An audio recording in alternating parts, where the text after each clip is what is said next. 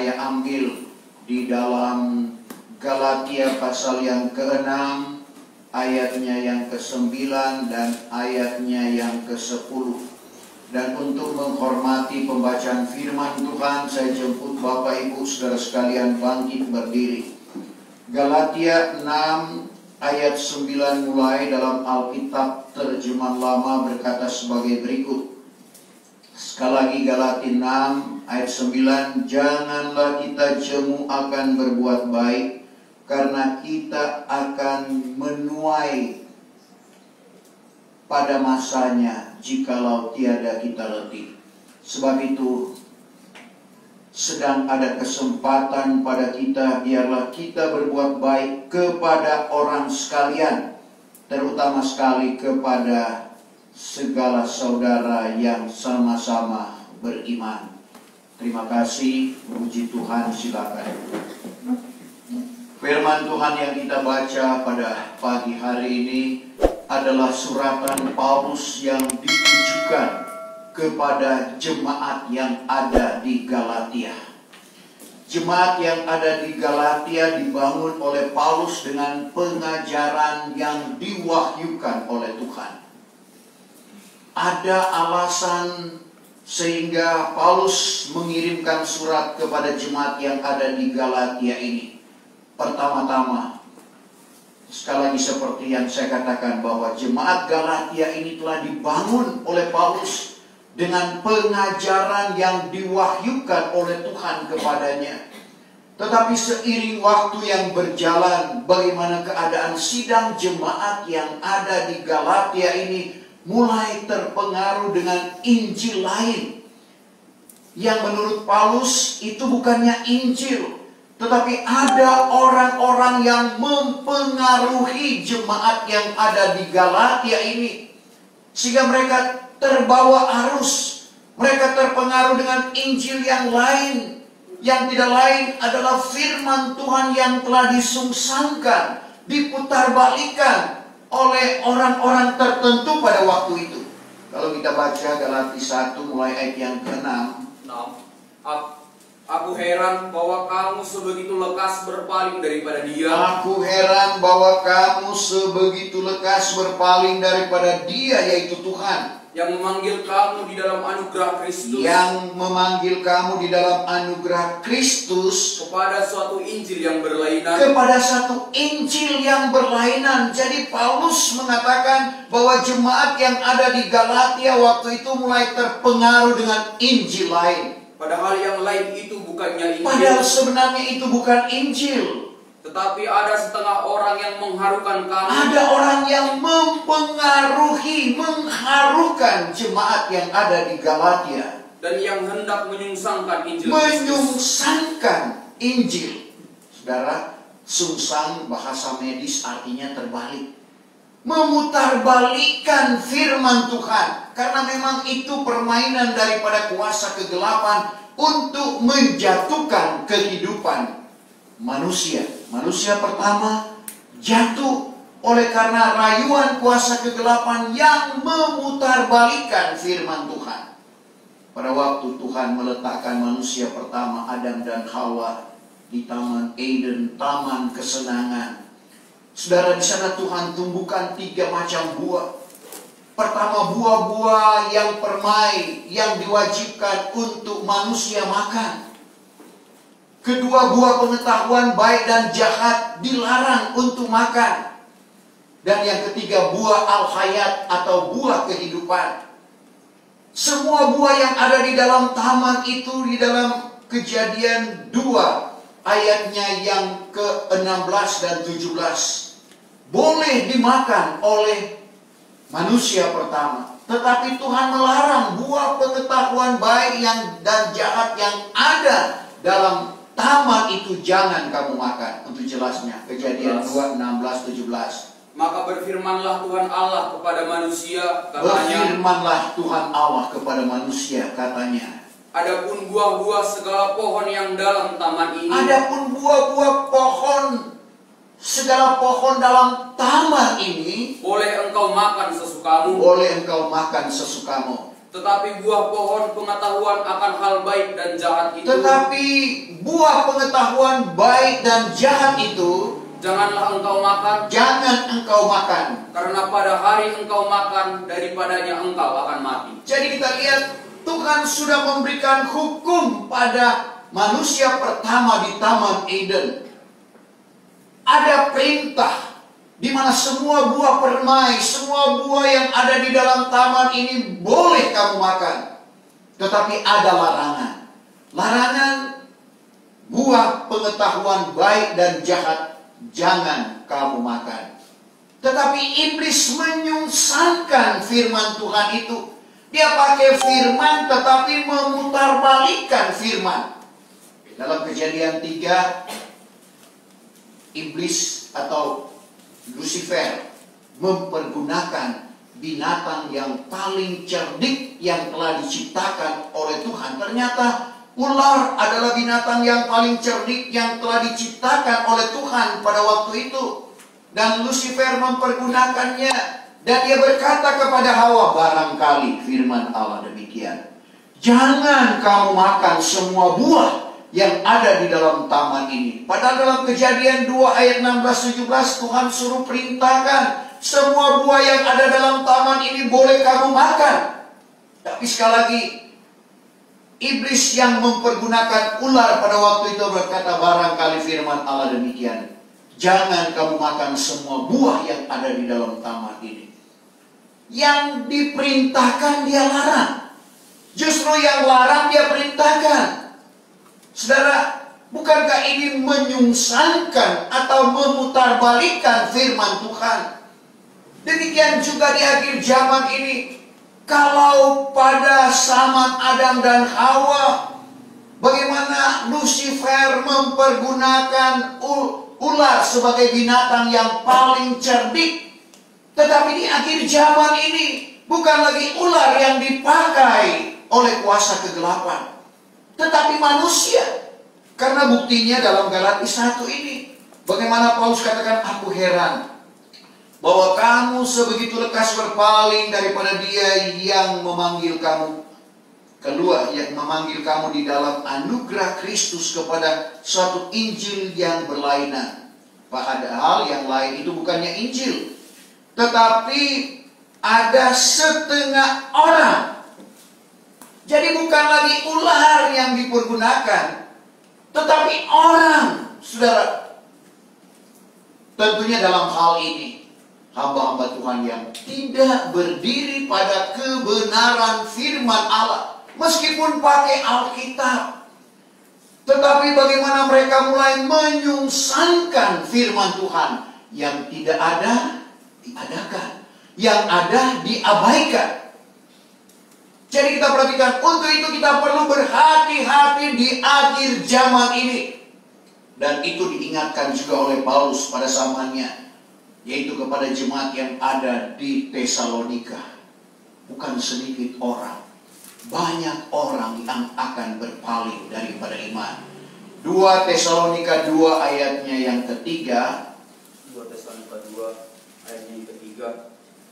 Jangan kamu tertipu oleh seorang jua pun. Jangan kamu tertipu oleh seorang jua pun. Dengan barang sesuatu daya. Dengan barang sesuatu daya. Karena tiada akan jadi kelak. Karena tiada akan jadi kelak. Sebelum orang banyak berpaling daripada iman. Sampai situ. Sebelum orang banyak berpaling daripada iman. Jadi banyak orang yang akan berpaling daripada iman dengan Injil yang telah disungsangkan. Dengan Injil lain yang kata Paulus itu bukannya Injil. Bagaimana cara kita untuk tidak terpengaruh dengan Injil lain? Kita harus berpegang teguh kepada pengajaran yang sudah diwahyukan. Paulus memberikan jalan keluar kepada jemaat yang ada di Tesalonika. Dia tidak hanya berkata bahwa banyak orang yang akan berpaling daripada iman itu terlebih dahulu, tapi dia berkata dalam 2 Tesalonika 2 ayat yang ke-15. Sebab itu, hai saudara-saudaraku. Sebab itu, hai saudara-saudaraku. Hendaklah kamu berdiri tetap. Berdiri tetap artinya kita tidak goyah dengan apapun yang terjadi. serta memegang segala pengajaran yang sudah diajarkan kepadamu. Memegang dalam hal ini, memegang teguh-teguh pengajaran yang sudah diajarkan kepada kita lewat kabar pengantin Kristus. Baik dengan perkataan, Baik dengan perkataan, baik dengan surat kami. baik dengan surat kami. Jadi Bapak Ibu Saudara, untuk kita tidak terpengaruh dengan Injil lain, kita harus berpegang teguh kepada pengajaran yang kita sudah terima. Kita pegang itu teguh-teguh, jangan kita goyah. Karena banyak hal yang akan membuat orang goyah, apalagi memasuki masa-masa yang sukar. Bisa saja orang terpengaruh Bapak Ibu Saudara, tetapi bagi kita, biarlah kita berpegang teguh di dalam pengajaran yang telah diwahyukan oleh Tuhan. Itulah yang menyebabkan, karena dalam perikop ini dalam Galati 1 ayat 6, dari hal yang menyebabkan Rasul berkirim suratnya. Ada yang menyebabkan, sekali lagi, sehingga Paulus mengirimkan surat kepada jemaat yang ada di Galatia. Dan kita lihat bagaimana dia meneguhkan apa yang dia sudah terima dalam ayatnya yang ke-11 dan ayatnya yang ke-12. Ayat pertama, ayat yang ke-11. Karena aku memaklumkan kepadamu, Aku maklumkan atau aku tegaskan kepadamu, hai saudara-saudaraku, hai saudara-saudaraku, bahwa Injil yang telah kuberitakan itu bagaimana Paulus menyatakan bahwa Injil yang dia beritakan itu bukannya pendapatan manusia, bukan pendapatan manusia. karena bukannya aku ini sudah menerima dia daripada Bukan manusia, Paulus terima daripada manusia. dan bukannya pula ia itu kupelajari, Bukan dia pelajari, meskipun tidak bisa disangkal dia pernah berguru pada guru besar, yaitu Gamaliel namanya. melainkan oleh wahyu daripada Yesus Tetapi yang dia Kristus. beritakan bukan dari Gamaliel, tapi yang dia beritakan adalah yang diwahyukan oleh Tuhan di dalam kehidupannya. Itulah Paulus, Bapak Ibu Saudara. Dan itu juga yang dia nasihatkan kepada jemaat yang ada di Galatia. Sekali lagi, pertama jemaat Galatia ini mulai berpaling kepada Injil yang lain. Sehingga Paulus menyatakan kefanatikannya. Paulus fanatik dengan apa yang dia sudah terima. Sehingga dia katakan dalam Galati 1 ayat 8, kalau dari antara kami atau malaikat dari sorga sekalipun memberitakan Injil lain daripada apa yang kami beritakan, biarlah ia terkutuk, biarlah ia terlaknat. Maksud Paulus, kalau dari Tuhan tidak mungkin bertentangan dengan apa yang dia sudah terima dari Tuhan. Galati 1 ayat 8. Tetapi jikalau kami ini atau seorang malaikat dari surga sekalipun akan memberitakan kepadamu Injil lain daripada yang telah kami beritakan kepadamu, daripada apa yang kami beritakan kepadamu, biarlah ia terlaknat, biarlah ia terkutuk, biarlah ia terlaknat. Ini bukti kefanatikan Paulus akan kebenaran yang dia telah terima daripada Tuhan. Biarlah itu juga berlaku di dalam kehidupan kita. Kadang-kala orang terlalu fanatik dengan organisasi, tapi tidak fanatik dengan kebenaran firman Tuhan. Tetapi mari kita mau fanatik dengan kebenaran firman Tuhan sebagaimana yang ditunjukkan oleh Paulus kepada jemaat yang ada di Galatia. Sebab itu kita perhatikan dalam pasal berikutnya bagaimana keadaan dan situasi dari jemaat yang ada di Galatia ini. Tadinya Paulus sudah bangun dengan pengajaran rasul dan nabi sehingga mereka memperoleh anugerah Roh Kudus. Tetapi Paulus katakan dalam pasal yang ketiga, ayat yang ketiga, adakah kamu sebegitu bodoh? Kamu sudah dimulai dengan roh, tetapi diakhiri dengan perkara-perkara dunia. Galati 3 ayat yang ketiga. Adakah kamu sebegitu bodoh? Adakah kamu sebegitu bodoh? Sedang kamu sudah memulai dengan roh. Kamu sudah memulai dengan roh. Sekarang kamu hendak menyudahkan atas peri duniawi. Menyudahkan atas peri duniawi artinya dunia ini yang mempengaruhi selain pengajaran atau Injil lain yang mempengaruhi jemaat yang ada di Galatia. Keadaan dunia juga yang mempengaruhi. Begitu juga kita dengan kita yang hidup di akhir zaman ini.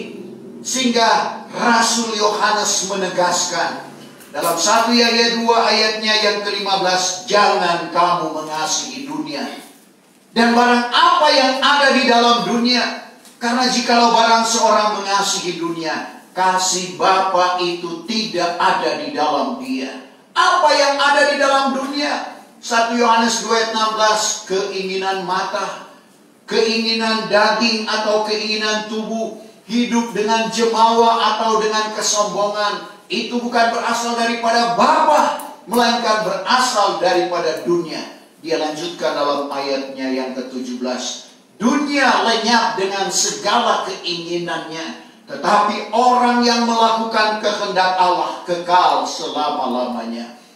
Untuk itu kalau kita mau memperoleh kehidupan yang kekal selama-lamanya, kita perlu mengerti apa kehendak Tuhan. Efesus 5:17, jangan kamu bodoh, melainkan hendaklah mengerti apa kehendak Tuhan. Tetapi Bapak Ibu Saudara, bagaimana Paulus untuk mengajak kembali jemaat yang ada di Galatia ini? Yang pertama sudah terpengaruh dengan Injil yang lain, yang kedua sudah terpengaruh dengan keadaan situasi dunia.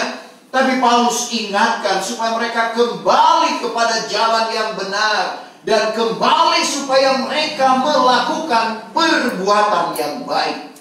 Karena dalam ayat ini, jangan kita jemu akan berbuat baik, karena kita akan menuai pada masanya jikalau tiada kita letih. Dia mengajak kepada jemaat yang ada di Galatia, dan firman Tuhan ajakan ini juga datang kepada Bapak, Ibu, saya dan saudara, supaya kita berbuat baik. Karena kita telah merasakan bagaimana perbuatan baik Tuhan di dalam kehidupan kita. Pertama, kita telah dipanggil oleh Tuhan. Kita telah dipilih oleh Tuhan. Seperti orang-orang pilihan yang ada di Pontus, Galatia, Kapadokia, Asia, dan Bitinia. Apa yang disuratkan oleh Paulus dalam 1 Petrus 2 ayat yang ke-9. 1 Petrus 2 ayat 9. Tetapi kamu inilah suatu keluarga yang terpilih. Kamu adalah suatu keluarga yang terpilih. Suatu imamat yang berkerajaan. Suatu imamat yang berkerajaan. Suatu bangsa yang kudus. Suatu bangsa yang kudus. Suatu kaum milik Allah sendiri. Suatu kaum milik Allah sendiri. Supaya kamu memasyurkan segala kebaikan Tuhan. Supaya kita memasyurkan segala kebaikan Tuhan. Yang telah memanggil kamu keluar dari dalam gelap, masuk ke dalam terangnya yang ajaib. Puji Tuhan, setelah kita ada di dalam pilihan Tuhan, kita harus menjalankan tanggung jawab supaya, kata Petrus, kamu memasyurkan kebaikan Tuhan. Apa kebaikan Tuhan? Yang telah memanggil kita keluar dari dalam gelap, di luar tabernakel. Kalau kita hubungkan dalam pelajaran tabernakel, sampai ke terang yang ajaib. Karena terang yang ajaib itu ada di kamar mahasuci. Di kamar mahasuci ada tabut perjanjian Allah, yang tidak lain berbicara tentang kabar pengantin Kristus. Bukan sekedar kita percaya dan menerima Tuhan Yesus Kristus, tetapi sekali lagi kita dikeluarkan supaya kamu memasyurkan segala kebaikan Tuhan yang telah memanggil kamu keluar dari dalam gelap, yaitu di luar tabernakel, dibawa sampai kepada terang yang ajaib di kamar mahasuci. Karena kalau masuk tabernakel mulai dari pintu pertama, yaitu pintu gerbang, masuk ke halaman. Setelah di halaman, masuk ke pintu yang kedua, pintu kemah atau pintu roh. Setelah sampai atau masuk pada pintu roh, kita ada di kamar suci. Di kamar suci kita menuju lagi ke pintu Bapa, masuk ke kamar mahasuci. Itulah terang yang ajaib, karena di halaman diterangi oleh matahari, bulan, dan bintang. Di kamar suci diterangi oleh kaki dian atau pelita emas. Sebab itu imam besar yang mengerjakan imamat di kamar suci, pertama yang dia lakukan adalah memasang pelita emas. Yang tidak lain berbicara tentang karunia-karunia roh harus dinyalakan. Tetapi masuk ke pintu tirai, ke pintu Bapa, masuk ke kamar maha suci, di sana tidak ada benda. Tidak ada alat yang menerangi akan kamar maha suci. Yang menerangi di sana adalah terang yang ajaib. Itulah yang dimaksud oleh Rasul Petrus kepada orang-orang pilihan yang ada di Pontus, Galatia, Kapadokia, Asia, dan Bithania.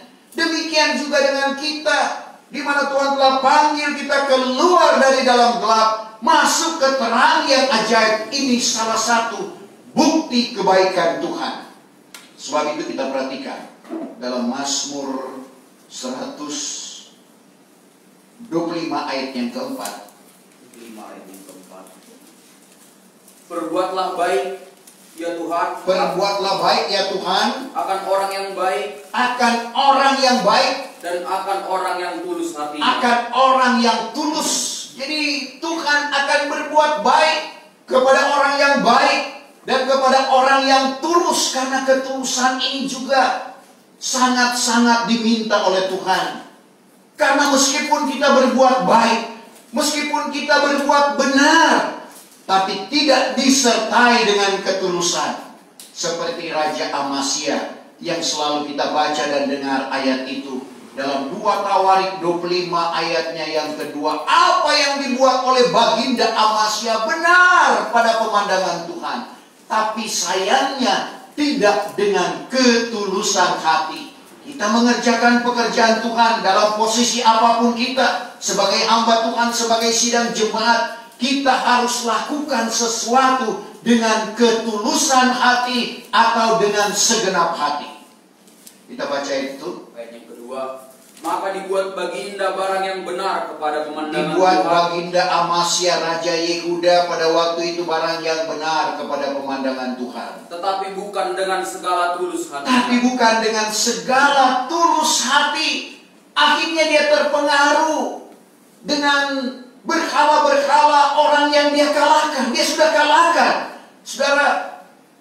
Tetapi dia ambil berhalanya dan akhirnya dia mati, dibunuh juga. Itu akibat ketidaktulusan. Kalau kita melakukan sesuatu dengan ketulusan, Tuhan pasti akan berbuat baik di dalam kehidupan kita. Karena kita perhatikan selanjutnya Mazmur 145 ayatnya yang keempat. Tuhan itu baik. Mazmur 145 ayatnya yang keempat. Turun-temurun orang memuji-muji segala perbuatanmu. Ayat 9 Kak Jum. Ayat 9. 9. Bahwa baiklah Tuhan kepada sekaliannya, Baiklah Tuhan kepada sekaliannya, dan rahmatnya pun adalah atas segala perbuatannya. rahmat atau belas kasihan Tuhan kepada segala perbuatannya. Tentunya kita sudah alami dan rasakan itu. Bagaimana kebaikan Tuhan. Sekali lagi, pertama kita sudah dikeluarkan dari dalam gelap masuk kepada terang yang ajaib. Dan yang kedua, kalau kita masih ada sebagaimana ada, kita masih hidup, bergerak dan bernafas, artinya kita masih berdaya. Ada orang di rumah sakit yang sudah tidak berdaya, sudah tidak bisa Pak jalan, ada yang sudah tidak bisa bicara. Saudara, kalau kita bandingkan dengan apa yang masih Tuhan anugerahkan di dalam kehidupan kita, kita masih bisa bergerak, bernafas. Sebab itu biarlah kita kembalikan semuanya itu kepada Tuhan dengan cara seperti yang diminta oleh Paulus kepada jemaat yang ada di Roma. Dalam Rom 12 ayat 1, persembahkanlah tubuhmu. Persembahkanlah tubuhmu yang masih sehat, yang masih kuat, yang masih bisa bergerak dan bernafas, menjadi suatu korban yang hidup, kudus, dan yang berkenan kepada Tuhan. Karena itulah ibadah yang sejati. Dalam terjemahan lama, itulah ibadah yang patut. Jadi ibadah kita yang patut kepada Tuhan adalah mempersembahkan kehidupan kita ini menjadi korban yang hidup, kudus, dan yang berkenan kepada Tuhan. Tidak hanya sampai di situ, tetapi harus ada perubahan di dalam hati kita. Ubahkanlah hatimu dengan pembaharuan, saudara, sehingga kita dapat mengenal apa kehendak Allah yang baik, berkenan, dan yang sempurna. Ada 3 kehendak Allah yang akan kita ketahui kalau ada perubahan di dalam hati kita. Tidak mengapa kita baca Roma 12 ayat 1-2. Sebab itu, hai saudara-saudaraku, Hai saudara-saudaraku, aku mintalah kepada kamu, aku mintalah kepada kamu, oleh sebab segala rahmat Allah, oleh sebab segala rahmat Allah, mempersembahkan tubuhmu mempersembahkan tubuh kita menjadi korban yang hidup lagi kudus, menjadi korban yang hidup lagi kudus, dan yang berkenan kepada Allah. dan yang berkenan kepada Allah. Maka itulah ibadatmu yang patut. Itulah ibadah kita yang sejati, itulah ibadah kita yang patut. Ayat 2. Dan janganlah kamu menurut teladan orang dunia, Jangan kamu menurut teladan orang dunia, melainkan ubahkanlah rupamu ubahkanlah rupamu dengan perbaharuan hatimu, dengan pembaharuan hatimu, supaya kamu dapat mengenal apa kehendak Allah, supaya kita dapat mengenal apa yang dikehendaki Allah di dalam kehidupan kita, yaitu akan hal yang baik, baik, dan yang berkenan, dan yang sempurna. sempurna. Apa itu baik, saudara? Yang baik tidak lain adalah firman Tuhan. Ibrani 6 ayat 5, yang masuk hati firman Allah yang baik. Artinya kita akan mengetahui firman Tuhan, mengungkapkan firman Tuhan itu di dalam kehidupan kita. Sebagaimana Paulus menerima wahyu yang daripada Tuhan, begitu juga dengan kita yang ada di akhir zaman perlu ada pengwahyuan. Yaitu apa yang kita sudah terima, yang kita istilahkan kabar pengantin Kristus. Karena ada beberapa hal yang penting dalam kitab yang diwahyukan, yang sementara kita tekuni, yang sementara kita pelajari saat ini.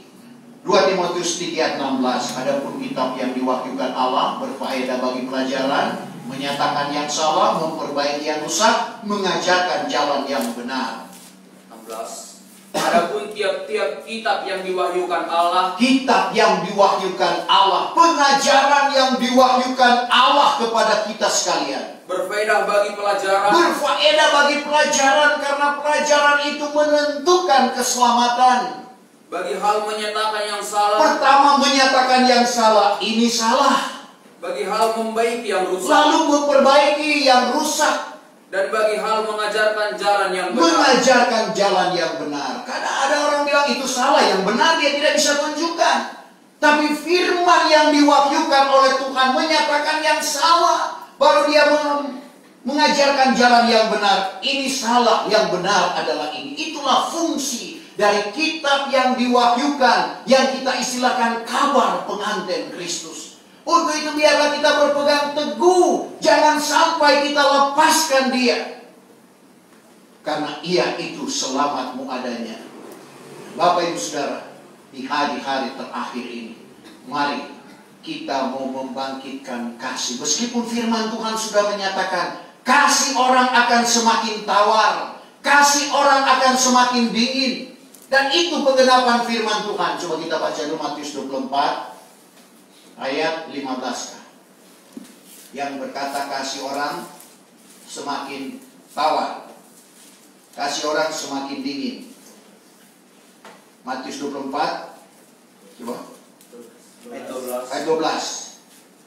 Sebab makin bertambah dosa, maka kasih orang banyak tawarlah kelak. kasih orang banyak makin tawar. Orang kalau kasihnya mulai tawar, saudara, kasih mulai dingin, sulit untuk berbuat baik. Karena perbuatan baik itu timbul daripada kasih. Sebab itu dalam Ibrani 10 ayat 22 sampai 24, dia mengajak untuk membangkitkan kasih dan perbuatan yang baik. Kalau ada kasih di dalam kehidupan kita, kita akan mampu untuk berbuat baik. Ibrani 10 ayat 22 sampai 24. maka biarlah kita menghampiri Dia dengan hati yang tulus. Dengan hati yang tulus kita menghampiri Tuhan. Dan dengan sepenuh-penuh iman. Dengan sepenuh-penuh iman. Sedang hati kita terpercik sehingga suci daripada perasaan hati yang jahat. Terus. Dan tubuh kita dibasuh dengan air yang bersih. Maka biarlah kita berpegang tetap atas pengakuan harap kita dengan tiada menaruh bimbang. Karena yang berjanji itu setia. Yang berjanji itu setia. Tuhan berjanji Dia setia. Dan biarlah kita hirau menghiraukan sama sendiri akan hirau menghiraukan, saling memperhatikan satu dengan yang lain. Akan membangkitkan kasih. Akan dengan menghiraukan, dengan memperhatikan satu dengan yang lain. Itu akan membangkitkan kasih dan perbuatan yang baik. Perbuatan baik. Kalau tidak ada hirau menghirau, tidak ada kasih, tidak mungkin kita akan berbuat baik. Tetapi kalau kita saling menghiraukan satu dengan yang lain, ada kasih di dalam kehidupan kita, pasti kita mampu untuk berbuat baik. Sama dengan jemaat yang ada di Makedonia. Saudara, Paulus suratkan kepada jemaat yang ada di Korintus, mereka dalam kemiskinan. Bukan nanti kita banyak harta baru kita dapat berbuat baik. Bukan nanti kita kaya baru kita berbuat baik. Tapi Paulus memperhatikan jemaat yang ada di Makedonia. Dalam 2 Korintus 8, mulai ayat yang pertama kita perhatikan orang-orang yang ada di sana. Kalau mau dipikir mereka juga miskin, tetapi mereka terbuka hati untuk membantu orang-orang yang miskin juga di Yerusalem. 2 Korintus 8, mulai ayat 1. Maka kami memberitahu kepadamu. Paulus katakan kepada jemaat Korintus, aku memberitahu kepada kamu. Hai saudara-saudaraku. Hai saudara-saudaraku. Akan anugerah Allah yang dikaruniakannya di dalam segala sidang jemaat Makedonia. Terus sidang jemaat Makedonia. Sedang mereka itu di dalam pencobaan yang sangat susah. Dalam pencobaan yang amat susah. Maka kesukaan mereka itu beserta dengan kepapaannya. Kesukaan mereka itu dengan kepapaan, kemiskinan, bukan mereka kaya. Yang amat sangat telah mencurahkan kemurahan mereka itu. Tapi mereka telah mencurahkan kehidupan mereka. Coba terakhir kalimat mencurahkan. Itu yang berlebih-lebih. Itu berlebih-lebih, bayangkan. Mereka bukan orang kaya. Paulus lihat. Di dalam kemiskinan, di dalam kepapaan. Jadi di dalam kita berbuat baik, jangan dangdut. Saya belum kaya, bagaimana saya mau berbuat baik? Tapi contoh dan teladan jemaat yang ada di Makedonia ini. Bagaimana Paulus mengingatkan kepada jemaat yang ada di Korintus, yang dilengkapi dengan karunia-karunia Roh Kudus, untuk membangkitkan iman mereka, untuk membangkitkan kasih mereka. Sedangkan jemaat Makedonia dalam keadaan kepapaan, dalam keadaan kemiskinan, mereka mengambil bahagian dalam pelayanan, dalam hal memberi, dalam hal berbuat baik. Karena kalau kita berbuat baik kepada orang yang berbuat baik kepada kita, tidak akan ada pahala yang kita akan terima. Sebab itu dalam ayat 10 tadi, sebab itu sedang ada kesempatan pada kita, biarlah kita berbuat baik kepada orang sekalian. Memang ada skala prioritas selanjutnya, terutama sekali kepada segala saudara yang sama-sama beriman. Pertama, berbuat baik kepada sekalian orang selagi ada kesempatan bagi kita. Karena seperti yang saya katakan tadi, kalau kita cuma berbuat baik kepada orang yang berbuat baik kepada kita, tidak ada pahala yang akan kita terima. Karena Tuhan Yesus juga berkata dalam Lukas pasal 6 ayat 31 sampai 33. Lukas 6 ayat 31. Maka sama seperti kamu suka orang akan berbuat kepadamu, sama seperti orang suka berbuat kepadamu, sedemikian itu juga hendaklah kamu berbuat kepadanya. Terus, dan jikalau kamu mengasihi orang yang mengasihi kamu, kalau kamu mengasihi orang yang mengasihi kamu, apakah pahalamu? Apa pahalamu? Karena orang yang berdosa pun mengasihi orang yang mengasihi dia. Orang berdosa juga mengasihi orang yang mengasihi dia. Dan jikalau kamu berbuat baik kepada orang yang berbuat baik kepadamu, Jikalau kamu berbuat baik kepada orang yang berbuat baik kepadamu, apakah juga pahalamu? apa juga pahalamu? Karena orang berdosa pun berbuat sedemikian Orang itu juga. berdosa juga berbuat sedemikian. Jadi kita berbuat baik kepada orang yang tidak mampu berbuat baik di dalam kehidupan kita. Artinya kepada sekalian orang. Akhirnya Tuhan akan memberkati kehidupan kita. Sebab itu firman Tuhan sekali lagi datang kepada jemaat yang ada di Galatia. Dan datang kepada Bapak Ibu saya dan saudara. Jangan kita jemu akan berbuat baik. Karena kita akan menuai pada masanya. Jikalau tiada kita letih. Sejemput kita bangkit berdiri, kita akan masuk dalam perjamuan suci. Dan saya undang hamba-hamba Tuhan laki-laki untuk tampil ke depan.